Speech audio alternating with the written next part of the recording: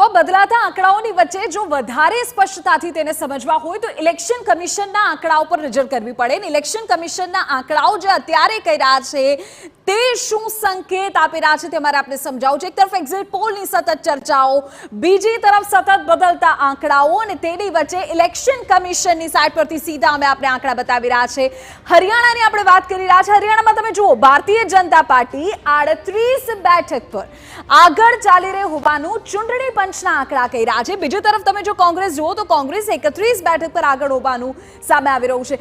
તો જે એક આખો વેવ અલગ આંકડાનો હતો એની બદલે ઇલેક્શન કમિશનના આંકડા સાવ અલગ છે અને જો આ આંકડા અનુસાર જોવા જઈએ તો ભાજપ બહુમતની નજીક અત્યારે જોવા મળી રહી છે। આમ તો 90 બેઠકો છે, 46 બેઠકો જીત માટે જોઈએ અને અત્યારે ભાજપ 38 પર આગળ ચાલી રહી છે, કોંગ્રેસ 31 પર આગળ ચાલી રહી છે। અન્ય પક્ષોની આપણે વાત કરીએ તો 1 કે 2 બેઠકો જોવા મળી રહી છે। તો આ પ્રકારનું હરિયાણાનું ચિત્ર અત્યારે સામે આવી રહ્યું છે। એક તરફ એક સમયે આંકડો કોંગ્રેસને 60 ની પાર કરાવી ચૂક્યો હતો અને બીજી તરફ અત્યારે ઇલેક્શન કમિશનના આંકડા કંઈક અલગ જ કહી રહ્યા છે અને આંકડા અનુસાર 90 બેઠકો હરિયાણાની કે જ્યાં ભારતીય જનતા પાર્ટી અત્યારે 38 બેઠક પર આગળ હોય એ પ્રકારે ઇલેક્શન કમિશનના આંકડા કહી રહ્યા છે।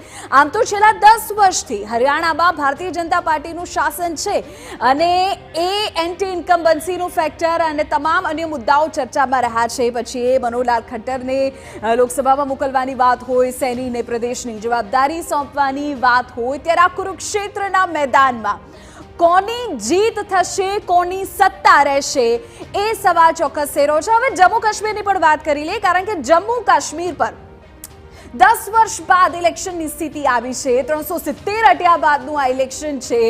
કોંગ્રેસ અને એનસીનું ગઠબંધન છે અને તેની વચ્ચે આંકડાઓ શું કહી રહ્યા છે આપ જુઓ। ભારતીય જનતા પાર્ટી 23 બેઠક પર આગળ હોવાની માહિતી અત્યારે કાશ્મીરથી સામે આવી રહી છે। બીજી તરફ કોંગ્રેસ અત્યારે જે 8 બેઠકો છે તેની ઉપર આગળ ચાલી રહી છે। પીડીપીની જો વાત કરીએ તો પીડીપીની બેઠકોનું પાછલી તુલનામાં જો જોવા જઈએ તો 3 બેઠકો જે છે તે અત્યારે જોવા મળી રહી છે ને જેકેએનની જો વાત કરવામાં આવે તો જેકેએન 40 ઉપર। એટલે આમ જોવા જઈએ તો ચિરાગ એક વાત ખાસ સ્પષ્ટ છે કે એનસી અને આઈએનસી આ બંનેનું જે ગઠબંધન છે તે ખૂબ મહત્વપૂર્ણ સાબિત થશે। હવે જમ્મુ અને કાશ્મીર અલગ અલગ રિજનને અનુસાર તેને ડિવાઇડ કરવું પડે, કારણ કે બંનેમાં અલગ અલગ જે ધર્મના લોકો છે તેમનું બાહુલ્ય છે। કાશ્મીરમાં જો સંપૂર્ણ જોવા જઈએ અમે આપને આ બતાવી રહ્યા છે, આ જે મેપ છે તેને જો સમજવાનો પ્રયત્ન કરવો હોય તો આ સંપૂર્ણ જે લાલ રંગ છે ત્યાં એનસી નેશનલ કોંગ્રેસ જે છે તેમનું વર્ચસ્વ હોવાનું જણાઈ રહ્યું છે ને એમ પણ કાશ્મીરમાં જ્યાં સુધી આપણે ભારતીય જનતા પાર્ટીની વાત કરીએ 47માંથી માત્ર 18 બેઠક પર લડી રહી છે ને એમાં પણ અત્યારે 1 બેઠક પર આગળ હોય એવા સમાચાર નથી।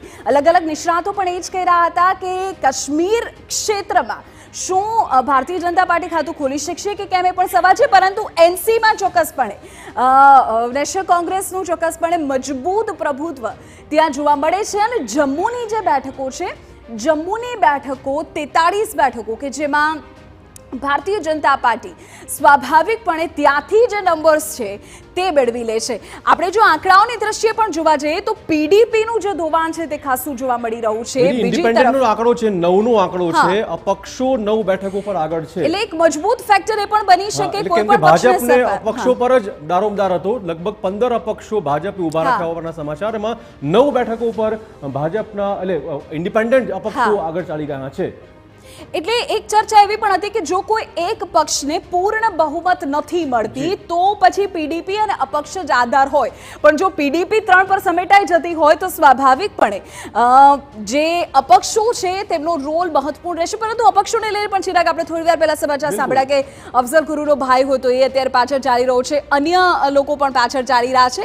એટલે આ આંકડાઓની ફેરબદલ થઈ રહી છે। ગઠબંધન જુઓ તો જેકેએન અને કોંગ્રેસ 40 ને પ્લસ 48 થઈ જાય છે, મેજિક ફિગર 46 નો છે। એટલે આમ પણ કોંગ્રેસ અને એનસી ગઠબંધનને વાંધો નહીં આવે એવું લાગે છે। હા, અને કદાચ જો ના થાય તો પછી સ્વાભાવિકપણે અન્યનો જે મદદ છે તે લેવી પડશે। એક નાનકડા બ્રેક માટે રોકાય છે, ત્યારબાદ બદલતા આંકડાઓની વચ્ચે જે અલગ અલગ સતત વિશ્લેષણ થઈ રહ્યું છે તે પણ આપને જણાવીશું। એક નાનકડો બ્રેક, આપ જોતા રહો ટીવી ટાઈમ।